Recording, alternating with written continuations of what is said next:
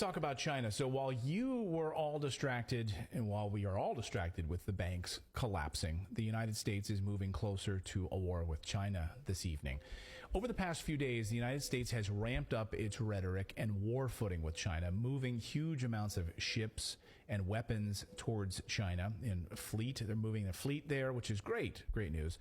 They delivered brand new nuclear submarines as part of this deal with Australia. That's about to happen. And members of U.S. Congress are openly talking about war with China. And for the first time that I can remember, China is openly talking about the U.S. provoking a war with China, which China never talks about this. They never open their mouths about this. They stay quiet, but not now, as Arnaud Bertrand points out from this Wall Street Journal piece. This is exactly what Xi Jinping had said.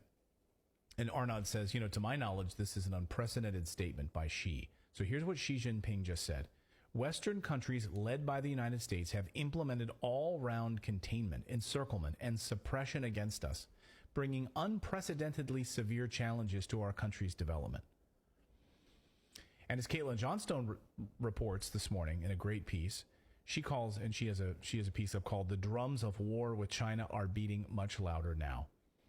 And she really lays out what's happening. And she says, quote, "Comments from both Washington and Beijing have suddenly become much more pointed and aggressive in recent days, with talk about hot war now being discussed as not just a real possibility, but in many cases a probability."